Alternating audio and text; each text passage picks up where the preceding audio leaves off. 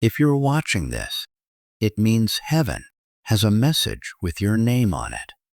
Have you ever felt like everything in your life has already been decided? Like no matter what you do, your story is already written and it doesn't end well? Maybe you've been asking yourself late at night, is this it? Is this all there is for me? What if I told you that the moment you thought was your ending is actually just the middle? What if I told you that the very pain you're carrying, the very setback you hate, could be the secret doorway to your breakthrough? Because here's the truth. God has not closed the book on your life. In fact, what looks like a full stop might only be a comma. And if you walk away before hearing this whole message, you might miss the single sentence that changes everything. So lean in, because what comes next could shatter the lie you've been believing about your life being over. And once you hear it, you'll never see your story the same way again. Act 1. The conflict. Why you feel stuck. Point 1. The lie of finality. There are moments in life when it seems as if everything is already decided. You look at your past mistakes, your failures, the words spoken against you, and you start to believe the lie of finality, that what has happened is all that will ever be. People convince themselves that a single rejection defines their worth, or that a single failure writes the ending to their story. But think about it. When has one chapter ever dictated the entire outcome of a book? No author abandons their manuscript because of a rough draft. No great story is judged by the mess of one middle scene. Yet, so many live as if the mess of today cancels out the miracle of tomorrow. You might be walking around convinced that because a door closed, no other doors exist. That because a relationship ended, you'll never know love again. That because a dream slipped through your hands, you'll never have the courage to dream again. But the truth is this: God does not write tragedies that end in despair. He writes redemptive stories. The belief that it's already over is not faith. It's fear disguised as realism. It's the voice of discouragement, not the voice of God. And sometimes that voice sounds so convincing because it disguises itself as logic. You're too far behind. You should have been further along by now. You wasted your chance. But ask yourself this: if God created the universe out of nothing, do you really think He needs perfect timing or circumstances to move in your life? What you call wasted, He calls preparation. What you call too late, He calls right on time. Many live under the weight of what I call canceled destiny syndrome. They act as if their life got cut off like a television show after its first season. But here's the truth: your life isn't canceled. It's just in the middle of the script. What feels like the ending is only a plot twist. And plot twists are never the end. They're the moment that redefines the whole story. Now, pause for a moment and imagine, what if the very thing you thought was the end, the loss, the failure, the breakdown, was actually the setup for the most powerful chapter of your life? Point 2. Fear of wasted time. One of the heaviest burdens people carry is the fear that time has been wasted. You hear it in conversations. I should have been further by now. I should already have the career. I should already have the family. I should already have the financial freedom. That fear creeps in at night when silence makes you reflect. It tells you you've missed your window. It's too late. But let me remind you, God operates outside of time.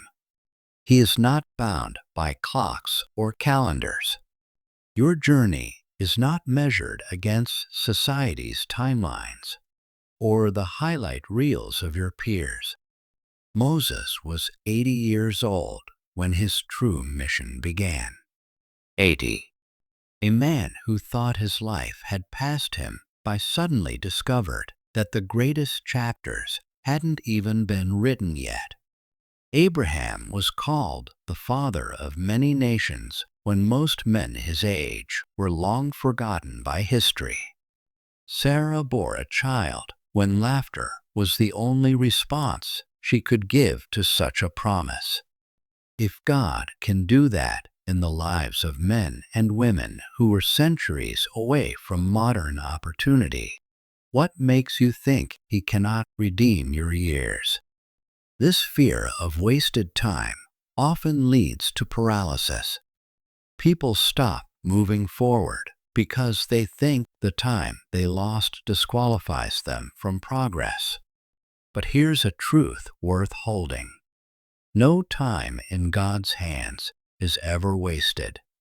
Every delay, every setback, every waiting season is either refining your character, shaping your perspective, or preparing the ground for what is to come. Consider a farmer.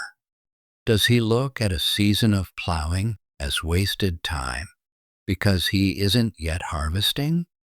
No, he understands that preparation is as important as reaping.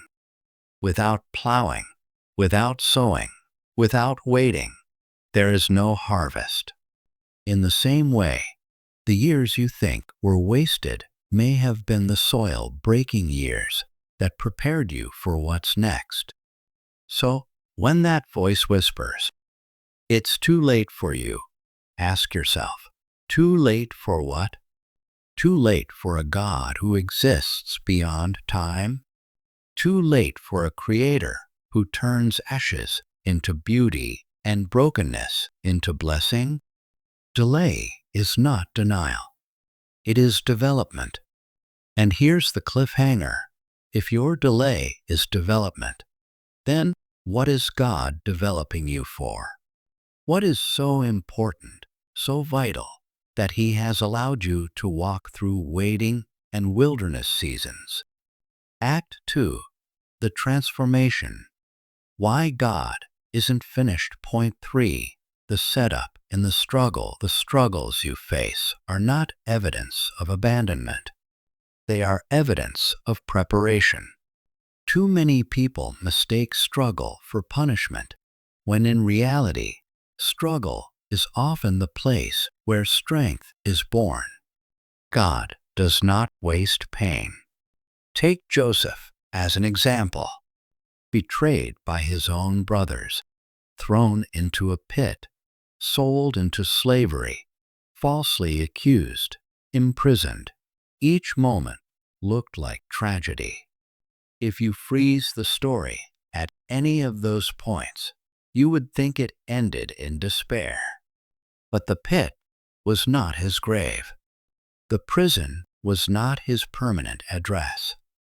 Each setback was secretly an elevator to the palace.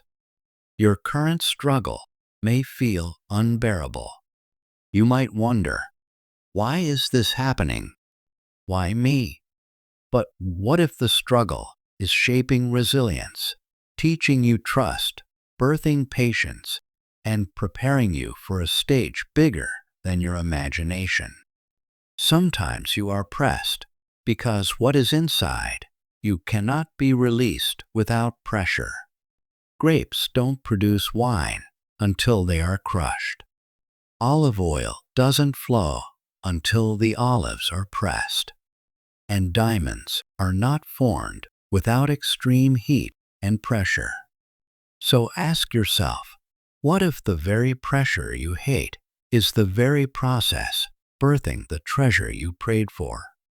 Point 4, God's wealth blueprint. Wealth is a word that often carries misunderstanding. Many think wealth is just money, but true wealth, the kind God desires for His people, is layered and holistic.